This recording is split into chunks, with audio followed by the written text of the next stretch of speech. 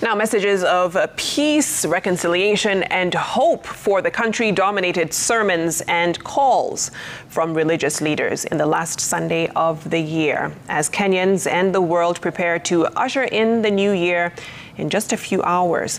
While acknowledging the tough economic uncertainties, the country is facing, the ACK Provost, Rev Omollo, encouraged Kenyans and Christians to keep hope alive in the new year. Well, Rev Omollo has challenged President William Ruto to take note of the suffering of many Kenyans and lower the cost of living.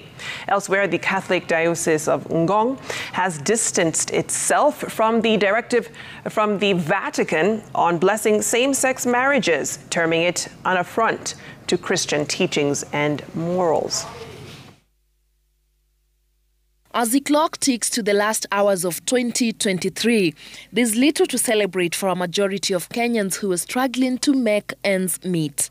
At the All Saints Cathedral, the Provost, Rev Omollo, acknowledged the hard times Kenyans have had to contend with, but encouraged them to be grateful for the gift of life and keep hope alive that next year will hold better tidings. As a country, we are where we are with the issues of the high cost of living going up high, with the issues of public debt, with the issues of unemployment, with the difficulty to access health care, and to be what we are today. As a country, for me, as we finish off this year, I'd want to encourage my fellow Kenyans that we must remain hopeful. Rev Omollo challenged President William Ruto to address the issues plaguing Kenyans and making life unbearable for many. We want to ask the government that as we transition into the year 2024, can we try a little to feel the pulse of the populace?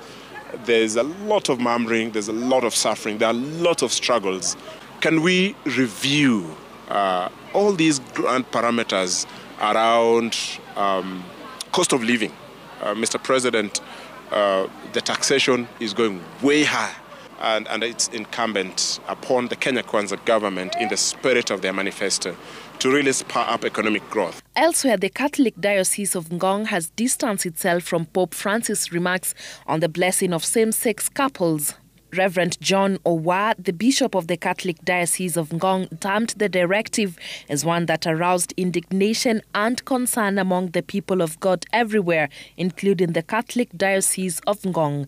Reverend Owa says, "I reaffirm the truths regarding the institution of marriage as an exclusive, stable, and indissoluble union of a man and a woman, naturally open to the generation of life and education of children." Reverend Owa argues that same-sex marriages falsify Christian anthropology and trivialize human sexuality, marriage, and the family unit, terminate as disordered and contrary to natural laws. He goes on to say, "Any such blessing would cause a huge scandal among the faithful and encourage a choice and practice of life that cannot be recognized as objectively ordered to God's revealed purposes of marriage. It will diminish the place of priestly blessings in the life of the faithful. Same-sex unions are an actual defiance of God and His natural law, a contempt for sacred scripture." The Bishop of the Catholic Diocese of Ngong has pointed out the thin line between the beliefs of many priests and what they celebrate in liturgy, and affirmed the stand of the Kenya Conference of Catholic Bishops, saying the Church cannot confer its liturgical blessings on relations deemed morally wrong.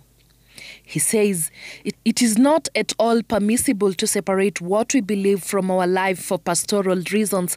As pastors, our priority in ministry is the salvation of souls, which is the supreme law of the Church. Thus, our pastoral response to those living in same-sex unions should be one of accompanying them and helping them along the path of conversion in line with the gospel of Christ. The declaration by Pope Francis is a polarizing issue that continues to spark resistance among traditionalists and conservative Catholic leaders. Mary Mwoki, Citizen TV.